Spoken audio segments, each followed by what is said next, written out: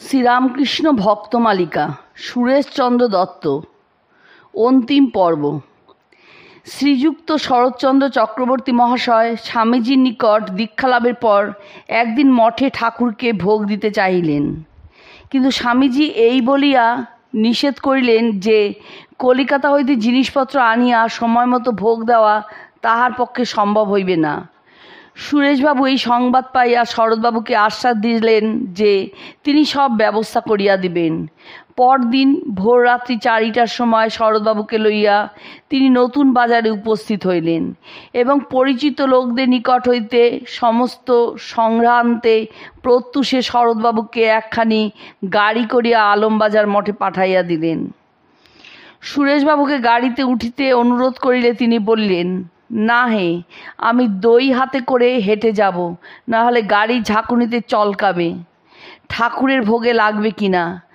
সূর্যোদয়ের সঙ্গে সঙ্গে শরৎবাবুকে মঠে উপস্থিত এবং ঠাকুর সেসব জিনিস পছন্দ করিতেন সেই সবই আসিয়াছে দেখিয়া স্বামীজি সব বিস্ময়ে বললেন, এ নিশ্চয়ই তোর কাজ নয়, কে বাজার করেছে বলতো।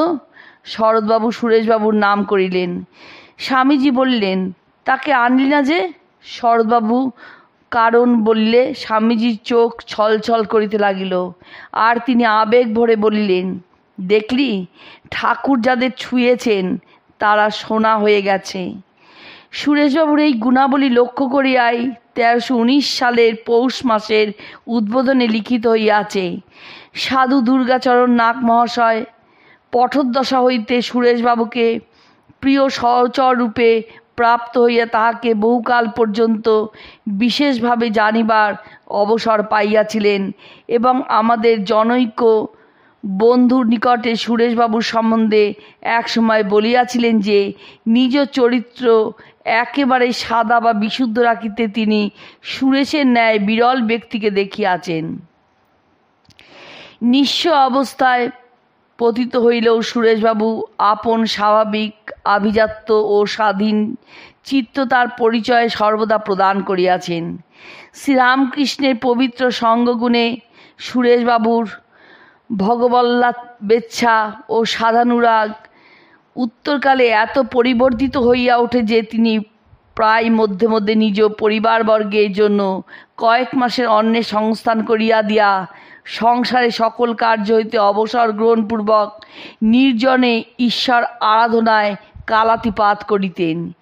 চাকরি নেই, গৃহে অন্নের সংস্থান নাই, পাগল হইয়া ভাবিয়া আত্মীয়বর্গ নিরন্তর তাড়না করিতেছে, অথচ হৃষ্টচিত্তে ঈশ্বরে বিশ্বাস ও নির্ভর করিয়া স্থির নিশ্চিন্তে মনে বসিয়া আছেন। এরূপভাবে কাল কাটাইতে আমরা সুরেশবাবুকে অনেক দিন দেখিয়াছি। ঈশ্বরে নির্ভরশীল কর্মদক্ষ সুরেশবাবু ঈশ্বর আরাধনায় কিছুকাল কাটাইবার জন্য অনেকবার স্বেচ্ছায় চাকরি ত্যাগ করিয়াছেন। পরে ওই কালের অবসানে পরিবারবর্গের অভাব দেখিয়া পুনরায় স্বল্প দিনেই অন্য চাকরি জুটাইয়া লইয়াছেন। ওইরূপে মোটা ভাত কাপড় মাত্রে সন্তুষ্ট থাকিয়া কাম কাঞ্চনময় সংসারের সাদর আহ্বান সর্বদা উপেক্ষা করিয়া এই গৃহী উদাসীন নিজ জীবনের গতি সর্বদা ঈশ্বরাভিমুখে রাখিয়াছিলেন।